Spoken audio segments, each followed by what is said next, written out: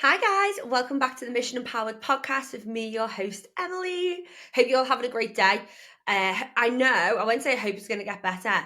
I know it's going to be better. I know it's going to be better after this episode today because this episode is all about fibre. Now, hold on to your hats, okay?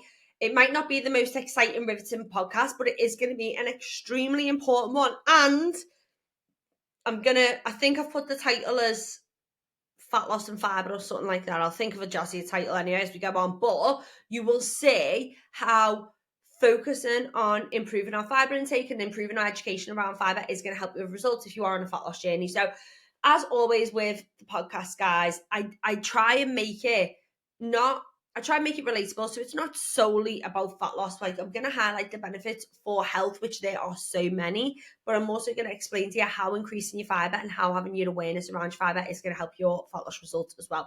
So that is what we're going to cover today. Like I said, I always want to make it exciting and fun and laughy, but it is fibre at the end of the day. Do you know what I mean? It's like, how fun and laughy can we make it? Well, let's see, shall we? So, what is fibre? Okay, so fibre actually is a type of carbohydrate. Okay, that's what it is. Now, you may have seen fibre, you may not have known that, because normally we see fibre like as in fibre supplements, and cereals that say like with added fibre and stuff like that. So I guess that we're probably aware of fibre, but I bet the only thing you relate it to is fibre makes you poo.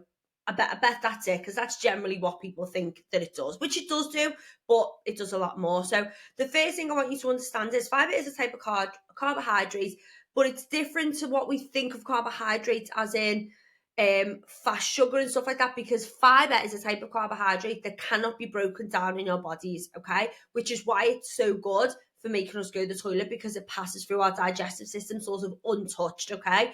Now, there is two types of fibre that we're going to talk about. The first, I just said we're going to talk about two types. We are, but I am just going to talk about fibre as a whole because we need both types of fibre. So you've got soluble fibre. So soluble fibre is, as it goes through your body, when it's in water or reacts with water, it turns into like a gel. Okay, now an example of this, and I'm just checking I didn't have any in my teeth, is like chia seeds. So I have chia seeds on my breakfast every day. So if you never had chia seeds, you can think about oats, but I just think chia seeds are a great example. When you mix chia seeds with like water, you will notice they get like this gel. It sounds gross, but they're really nice. You get it like this gel around them. So if you've ever made overnight oats with chia seeds, or even overnight oats on their own, you'll notice that they expand and they go into like a jelly texture. So that is soluble fibre. That's where we get soluble fibre from, sort of things like that. Then you've got insoluble fibre. I don't know why I am a bit of a fibre queen. I am a bit anal. Any of my clients listen to me will know that I talk about fibre all the time. I'm a little bit obsessed with fibre. Like, I check my fibre content every day, which we're going to talk about in a minute. So we've got soluble fibre, which is like the gel texture. Then we've got insoluble fibre, which is my favourite fibre. I don't know why, I just have got a favourite fibre for no reason at all. But this is your things like your roughage, your root vegetables, your skin. Like, think of like, like your kiwi skin or your apple skin, where it's like rough and it's I just imagine it. I don't know why. Whenever I'm eating like fibrous stuff, I just love the thought of it, like going through my digestive system, cleaning everything out, like scraping the walls. What the fuck is wrong with me? I think I do know I'm a bit obsessed with like cleanliness and hygiene, but this is another level. I can't believe I'm speaking about this. But that's what I think. So when I think of fibre in general, right? Because I obviously eat like a lot of fruit and veg and stuff, which is the insoluble fibre, but I do eat chia seeds every day as well. But when I think of fibre as a whole, that is what I think of. That is why I can't imagine not tracking my fibre. And we're going to talk about numbers and stuff later on. But yeah, for me, fibre is just a big sign of like I'm feeding my body with the good stuff. I'm cleansing my digestive system. Like, you should be going to the toilet for a number 2 every day. If you're not, 9 times out of 10, you are lacking in fibre. Now, this is going to actually lead me on quite nicely before we go into the health and fat loss benefits, is when we talk about fibre being good for digestion and putting fibre in with the other bits like walking, tracking our protein, tracking our calories and all stuff like that, is that we're really good at eating protein, we're really good at drinking water, we're really good at tracking our calories because it's shoved down our throats, basically. Whereas when we talk about fibre, or when we think about fibre, we don't tend to know a lot about it because it's not really shoved down our throats. What people might say is, make sure you're eating fruit and veg a day. Okay, but how much and why?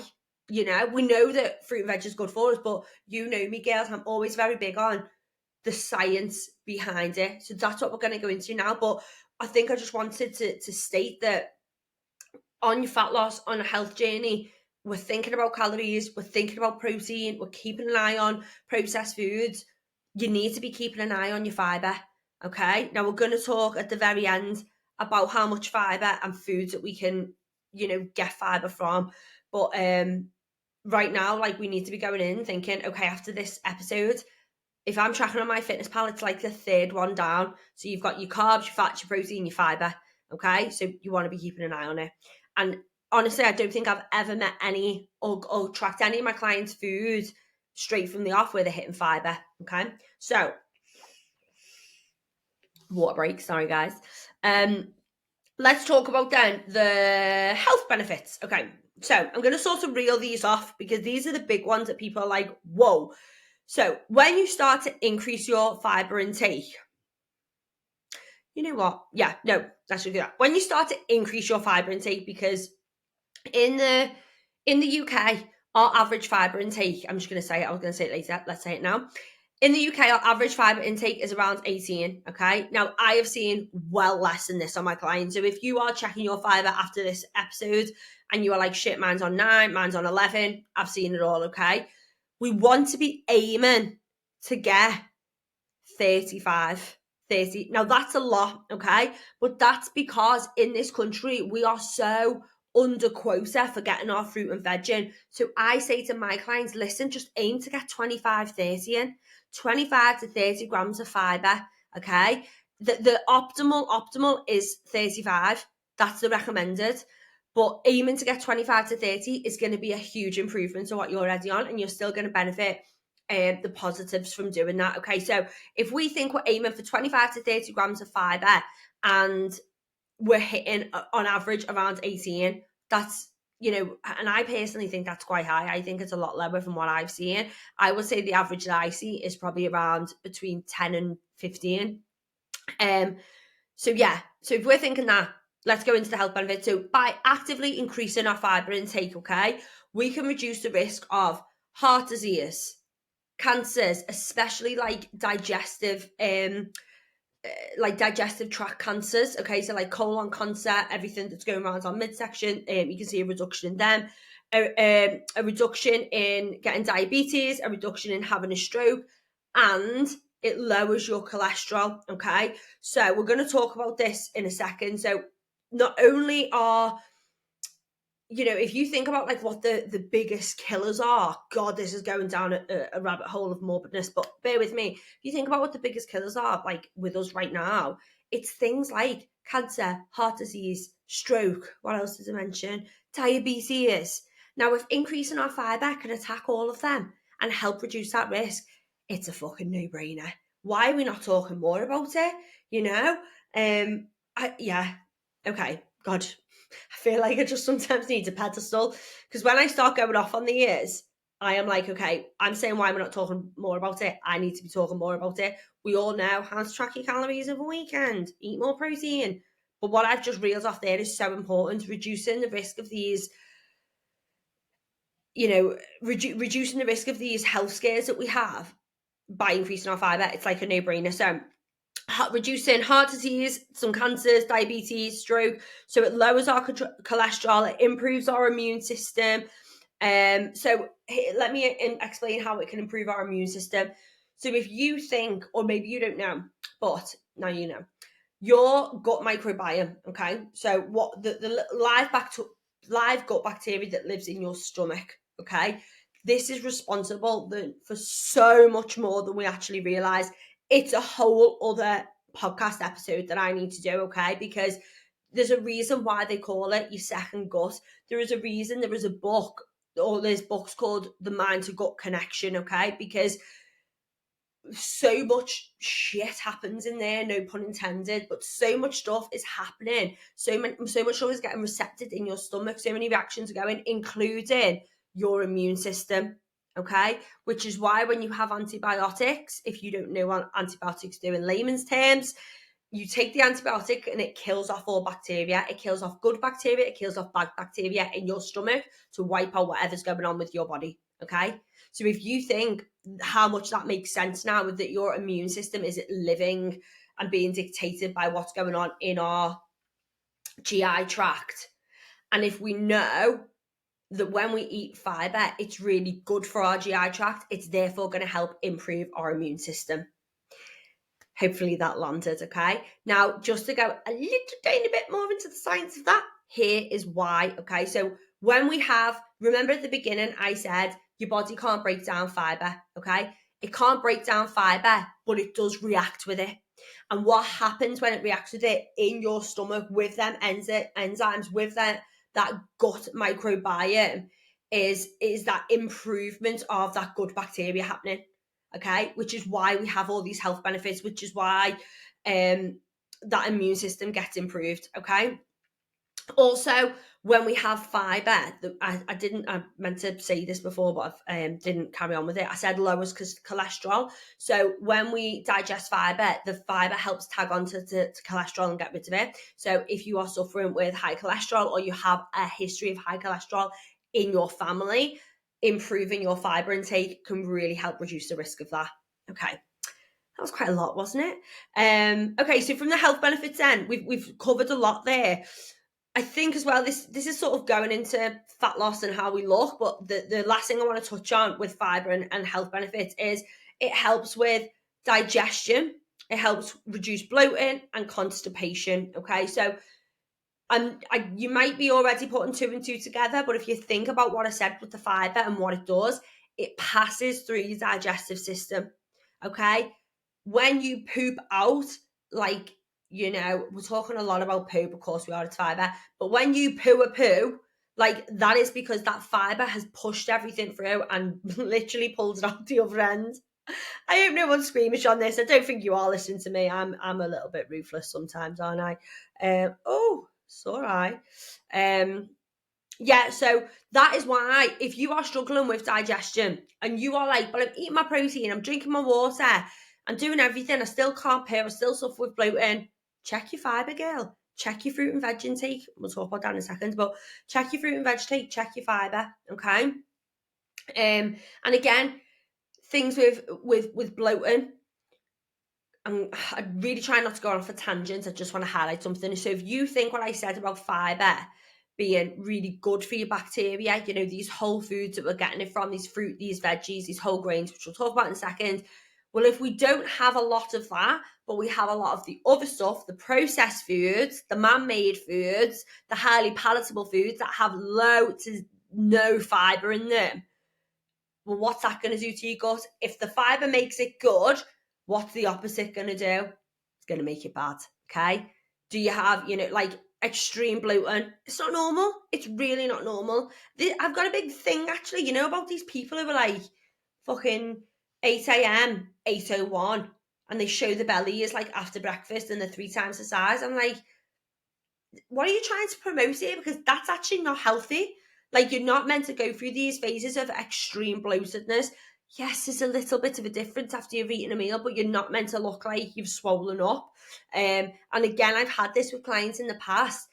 Clients who are like hitting the calories and hitting the protein, but not from whole foods, from shit, from high processed stuff, from what's it called, from Aldi, the snacking chicken that's not like real chicken, hitting protein shakes, like, and just having like these big meals.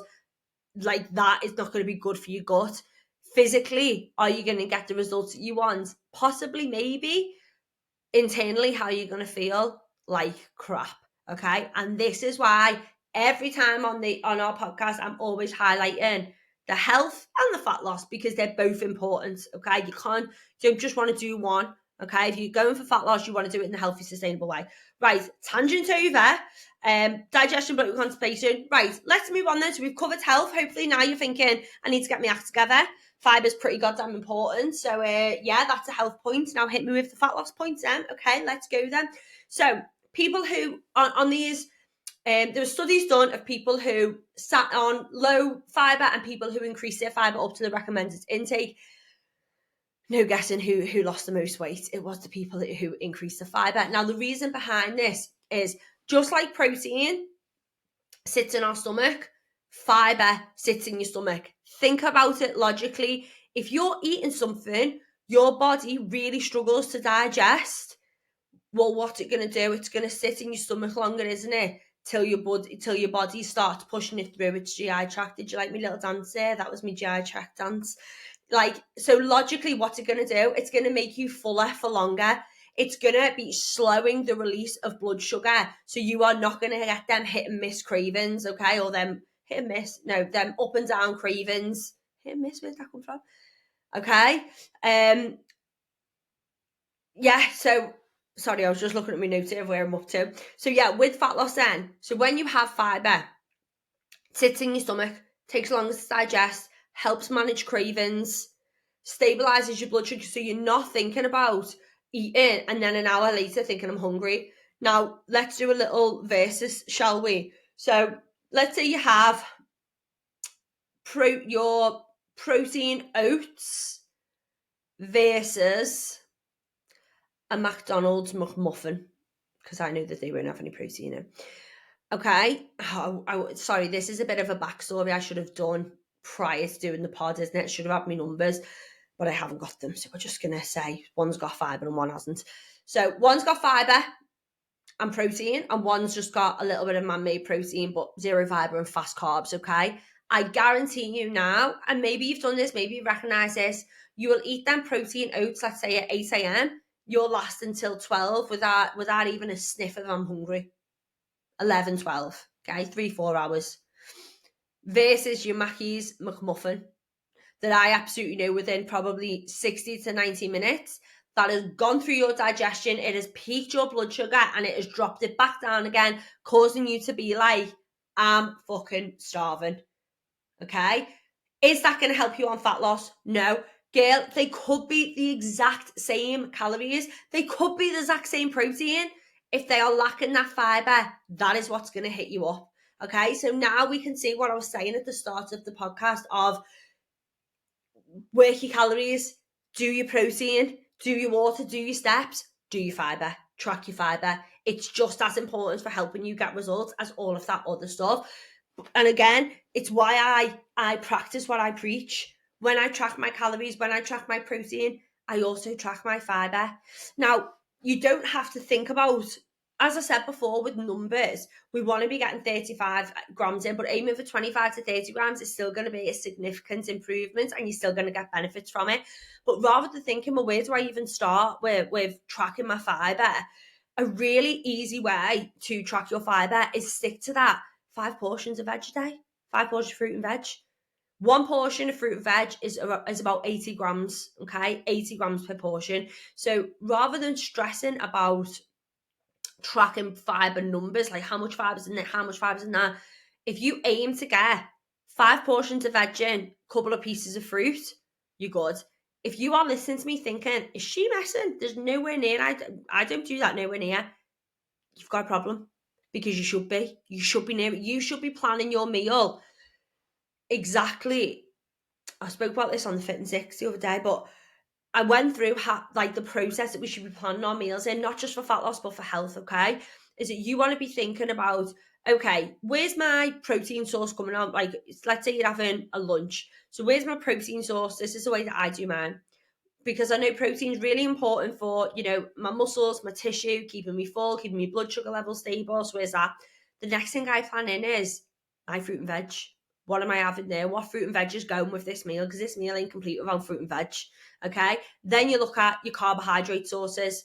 So what carbohydrate sources am I having that's going to keep me, steady fuel? And then maybe it's fats. So if I just think of like what I have for my lunch, which at the moment is like a chicken and egg salad with cottage cheese, Ribena.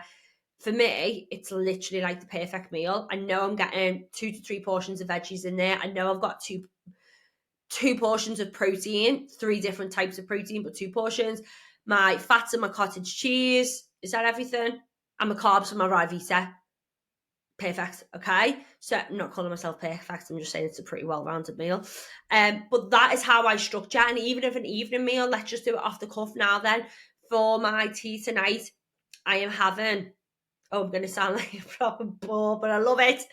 I'm having bassa fillets for my protein, okay? I'll make a homemade tomato sauce. So I'm getting me tomatoes, getting me seeds in to pour over the bassa. Then I'm having a jacket potato, so get my skin on the jacket potato with some cottage cheese. There's another source of protein and fats in there. And then my veggies, I am having the best vegetables of all time, broccoli and cauliflower. Gosh.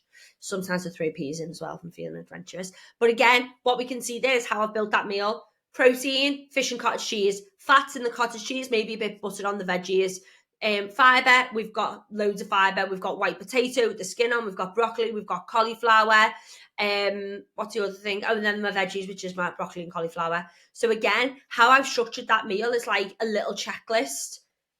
And you know what? There's nothing wrong with doing that. I remember listening to someone once who said, you don't have to have fruit vegetables at every meal. And I was like, I get what you're saying, because you don't have to have vegetables at every meal. You should have them at the majority of meals. Every meal should have some sort of fruit and veg in, from a vitamin mineral point of view, from a micronutrient point of view, from a fibre point of view. And we've covered the importance of fibre and where we get fibre from, which I probably should have spoke about earlier, but I'm guessing you've got the gist of it now, is our fruits and our vegetables, our skins on our fruits and our vegetables, whole grains. Okay, so again, when you compare whole grain versus white, let's use rice for an example. So you've got whole grain rice and you've got white rice, okay? When we consume white rice, because it's had the whole grain took out of it and it's got less fibre in, it goes into our bloodstream quicker. We digest it really easily. It gives us fast energy. Now, sometimes we need that. If we need fast energy and we're going to the gym or we're post-workout or something where we need that spike and that quick energy, great, that's fine. A lot of us, the majority of us, should be having the whole grain stuff because we want to have a more filling meal, a slower release of energy, and a higher fibre intake.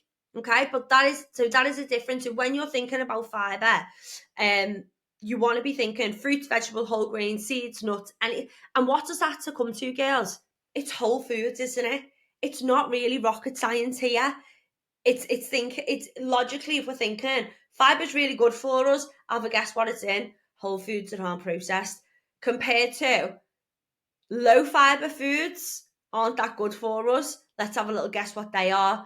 Highly palatable foods, pastries, crisps, chocolate, sweets, all of that stuff that is like giving us that dopamine hit that we want more of, that we feel like we can eat more of.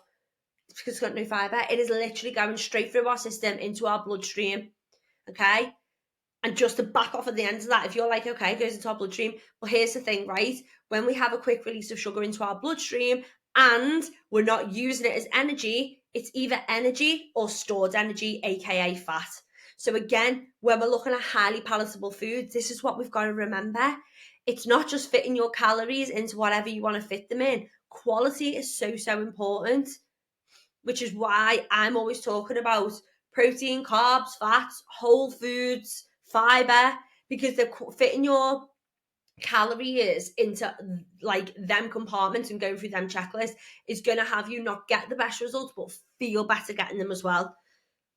Because ultimately it does come down to calories in, calories out. We know that, okay? We know that. But also doing calories in, calories out on really shitty quality food and high palatable man-made food, stuff that's not looking after your insides. How sustainable is that?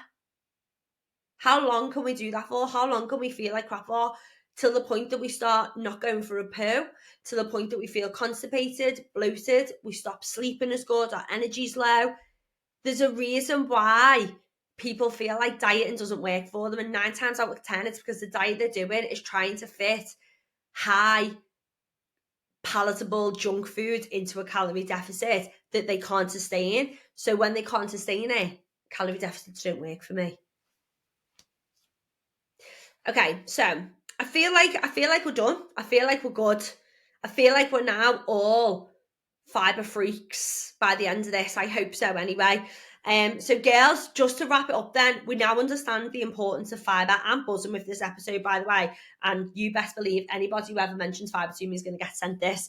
So remember, girls, just to clarify then, we want to be aiming for 30 grams of fibre. Split it up in the day by just thinking 5 portions of veg, a couple of pieces of fruit, okay? That's going to be a really good way to get it in, but obviously you've got your whole grains and stuff to be aware of as well, okay? Do not panic if you're like, oh, I'm doing 9 grams of fibre.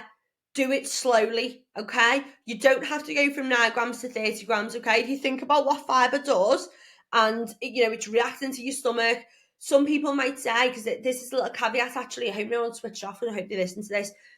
When you go from doing like minimal fibre to quite high fibre, or what's recommended fibre, you might feel, I don't know, like a little bit off in your stomach, maybe, or maybe you've tried to do this before and you're like, well, it doesn't work for me. Everybody can tolerate fibre, but sometimes if they've like got like a damaged gut from eating such high processed food for a long period of time, and then they go and put a load of goodness in, you can feel a little bit of like, what's the word? I'm just gonna say dicky tummy. It's not even scientific, but you know what I'm saying. Like, it just a little bit off. Now, what I would recommend is go low and go slow. So start bringing your fibre up nice and low, and then increase and do that slowly, and your body will learn to tolerate it again, okay? That's probably a little side note I'd recommend to do there. But all in all, go take a look at it. Increase your fruits, increase your veggies, increase your whole grain. You need your nuts, your seeds, and I guarantee you not only will you, if you're on it for fat loss, get better fat loss results, more sustainable, but your energy, yourself, how you feel, it's all going to massively improve. All right, guys, thank you as always to listen to the Mission Empowered podcast. Next week's episode is a really, really, really, really, really exciting one, especially if you're an avid listener. So yes, and as always, drop me a rating if you enjoyed this. Drop me a message and let me know how you got on with it. Any questions, please fire them over. And lastly, share it on your socials if this was helpful to you. And I will see you next time. All right, guys, have a good one. Love you. Bye.